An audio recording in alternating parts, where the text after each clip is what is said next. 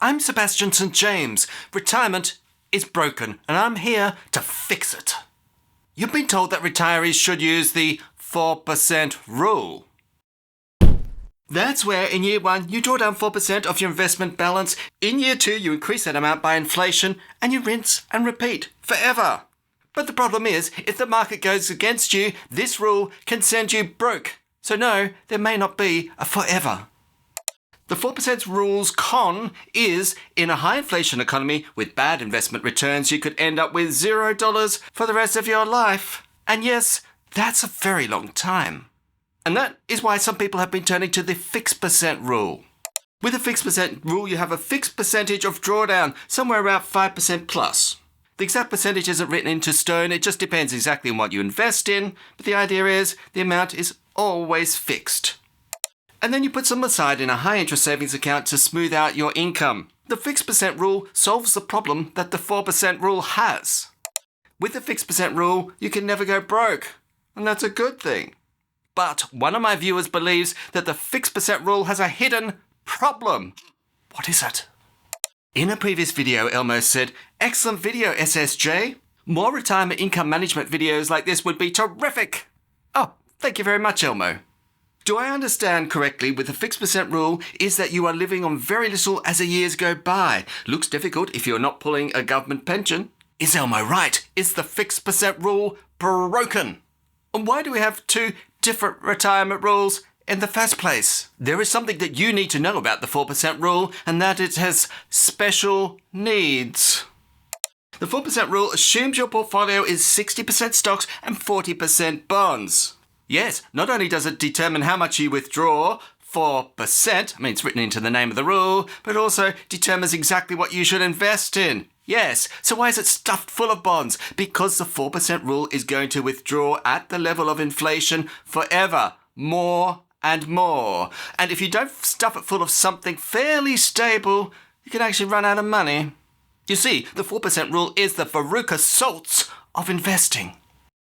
Veruca, darling, the market has crashed and your portfolio is down by 30%. But I want my 4% now, Daddy. I don't care. So, what does a 60-40 portfolio even look like? This is the Australian bonds total return. Total returns means the change in the bond's price plus the coupon that it pays out versus the S&P 500 total return, which includes price movement, of course, that's the S&P 500, and the dividends, and that's being converted into Australian dollars. Can you invest in these things? Well, yes, there are ETFs that do that directly. For example, the bonds is the ETF BOND, and for the S&P 500 IVV SPY. Bonds are real, stocks are real, but 60-40 is a made-up concept. It's a fabrication. It doesn't really exist in real life. Can I just plot for you a 60-40 portfolio on a graph? No, it doesn't exist. Until now, summoning my super special powers, more powerful than the Standard & Poor's. Standard & Poor's are so 2022. I said let there be a real 60-40 index, and it was so. Oh, here it is. This is a 60-40 portfolio in blue versus bonds, which is in red down the bottom, versus orange, which is the S&P 500 in Australian dollars. Wow, if it wasn't in front of my eyes, I would never have believed it. So what do we notice? Well, the 60-40 portfolio sits somewhere between shares and bonds, which of course makes total sense because it is a hybrid portfolio after all. Wasn't that graph magnificent? But looking at the graph, there's an obvious question. If the blue line underperforms the yellow line, why don't I just straight up invest in the yellow line that's on top? The 60-40, which is in the blue line, returned to 253%. On top of that, the yellow line, the S&P 500 returned 401%, way more than 253. This means that you've sacrificed 4% to go with the 4% rule, which is ironic considering that's its name. The difference in performance can be put down to one thing. The 4% rule needs 40% bonds to smooth it out over time, but it underperforms because of that, and the fixed percent rule, you can go with 100% stocks, and hence it can outperform the hybrid portfolio. For some people, throwing away 4% growth is not acceptable. But the question is, which one is better for you? Well, the fixed percent rule has a higher return. We saw that in the graph. The 4% rule has a lower return over a typical retirement. But with great returns come great responsibilities. The 4% has smoother returns, and the fixed percent rule has lumpier returns. Oh, you could see both of these portfolios as two separate jobs. This is Andrea, and Andrea is a nurse. So, she has a stable, predictable income. She's a nurse after all. She doesn't have to save. Because her skills are so in demand and work is so constant, hospitals are crying out for nurses, she'll always have a paycheck next fortnight. However, she has a lower income. That's part of the job. This is Simon, and Simon is an electrician who works in the mines. So, a fly-in, fly-out electrician means he has a very high income. However, he has to save because he's using some of his savings in between contracts. Mines don't last forever. It's hot at the moment. We desperately need you. Fly in, fly out. But now we've done with that particular part of the project. You're out of work and you've got to wait for the next high-paid contract. Based on these descriptions, you're probably already starting to form an opinion on which would work better for you. But here are some questions. In retirement, do you want a high income, which is like Simon, or lower income, like Andrea? And are you prepared to smooth out your own returns using a high interest savings account like Simon does, or do you need a steady income like Andrea? There is something about Andrea and Simon I have been keeping from you, but now it's time to come clean. Andrea belongs to a union. Oh, she demands that her wage keeps up with inflation. You go, girl. But she risks being sacked permanently if non-union workers are hired instead of her. Oh. Simon, on the other hand, accepts higher wages in good times, much higher than inflation, and lower wages in bad times, which are actually lower than inflation. But he will never be out of a job because he's flexible in the wage he'll take. Wow! Well, that's interesting. But how does this actually apply to retirement? Well, the 4% rule has a chance of going broke because it keeps increasing its withdrawals, just like the union demands, to meet inflation, even if the investment market has crashed. On the other hand, the fixed percent rule would never go broke because its withdrawals rise and fall based on how well the market is doing. Because the fixed percent rule, you're actually withdrawing a fixed percent, not a fixed dollar amount.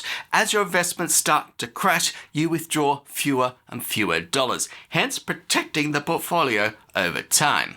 And it is that falling part that concerns Elmo greatly. Do I understand you correctly? With the fixed percent rule, is that you are living on very little as the years go by? By the way, who is this Elmo person? How come after 3 days his question goes straight to the top of the queue and it gets answered? It is a massive queue. There's some favoritism going on here. Elmo is one of my channel members, plus he's given me regular thanks, and so that's propelled him to the top of the question queue. Ooh. So, if like Elmo you'd like your questions propelled to the top of the queue, hit the join button below and become a member, or hit the thanks button below this video. What does Elmo think is going on with the fixed percent rule that makes him concerned? Well, possibly he thinks it goes like this. If you start off with $1 million, 5% of that is $50,000. Of course, that only leaves you with $950,000 left. Well, that makes sense. But if you take now 5% of that in year 2, well, it's $47,500. Oh, hang on. Didn't I take out $50,000 a year before? Yes. But it's going down over time because you're actually eating into your balance and you end up with $11,297 down the bottom. Technically, you're not broke, but you're hardly withdrawing anything. Oh, dear. Or perhaps Elmo realizes that if you invest in the market, it's actually growing over time. So it's not quite like that. In year 1, you start off with $1 million, you have a $50,000 growth, very nice, and you withdraw $50,000, very good. In year 2, you got $1 million, you get to withdraw your $50,000, that's now replaced by growth. You get to withdraw $50,000 for the rest of your life. Hooray! But in the right-hand column, we see inflation is actually eating away the purchasing power. Oh. So $50,000 is really $50,000 in year 1, but in the next year, it's only worth $47,000. In year 3, it's worth $44,000, and so on down the list. It's actually getting less and less purchasing power. So, is Elmo right? Should we be worried? There is a secret formula that I know that can allay your fears. Here it is. Investment returns equals inflation plus drawdowns. Interesting. So if investment performance was 10%, inflation was 4%, you could withdraw safely down 6% and not actually have your money eaten away by inflation because you're retaining the 4% in your investments. So as long as you actually factor in inflation to how much you draw down, and that's what we do with the fixed percent rule, you're always keeping that purchasing power. Here, take a look at an example. You have $1 million invested, it is a 10% return. That gives you $1.1 million straight away. However, 4% of that has been eaten by inflation, which gives you $1,057,000 left over. And now you withdraw, well, you don't get to withdraw 6% because that has to be decreased by inflation as well. It's 5.45%. And you withdraw $57,000, which leaves you with a balance of $1 million. Oh no, I've actually lost money. But hang on, some of those are in nominal dollars, others are inflation adjusted in real dollars. So let's look more closely. So the $1 million is real in line 1. The 10% return is real at 1.1 million. Then it becomes all inflation adjusted down to 1.057. Everything after that is inflation adjusted terms. So the 57,000 and the $1 million that you're left after is actually higher in reality, but as an inflation adjusted purchasing power, that's what it is. Into year 2, you take your now inflation adjusted $1 million, so you still got the same amount. Remember, in reality it'd be higher, but inflation adjusted is the same amount. It gives you a 10% return. We deduct inflation from that. You get the same withdrawal, $57,692, but it is inflation adjusted, which leaves you with an inflation adjusted $1 million, and so on down the list. So it would seem if you get your withdrawal right, you can actually keep the same purchasing power, inflation adjusted, forever. Wow, okay, that's impressive. In reality, of course, investment returns aren't totally smooth, and inflation is not totally smooth. We know that. But there will always be a fixed percentage amount, the fixed percent rule, that will allow you to withdraw the maximum amount from your portfolio while keeping that amount plus your balance in line with inflation. So, let's look at what those numbers actually might be. Here is inflation over the last 62.7 years. Wow, Sebastian, you have so much data at hand. The average of inflation during that period was 3.57%. Here is the S&P 500 total return over the last 35.3 years. Nice. Except that is in Yankee Doodles. Let's convert that to dollary doos. Here's the same graph, except this time it's all converted to Australian dollars. And the return of that, well, it is 3,480% or a CAGR of 10.7%. So here we go. The S&P 500 in Australian dollars was 10.7%. Inflation on average was 3.57%. Therefore, your withdrawal can be 7.13%. But if you inflation adjust that, it is 6.88% in reality. Now, what level of investment returns and inflation you actually get throughout your retirement period, you'll have to wait and see. But as you can see, the fixed percent rule does allow for inflation. The only difference is with the fixed percent rule, you estimate inflation throughout your entire retirement lifetime, and then you work out what your fixed percent is that you're going to take down. On the 4% rule, no, you have to constantly adjust the amount based on the inflation for that particular year. And that's one of the fundamental differences. So, crisis averted. We can now safely retire. Did you know you can get some free perks just by owning specific shares?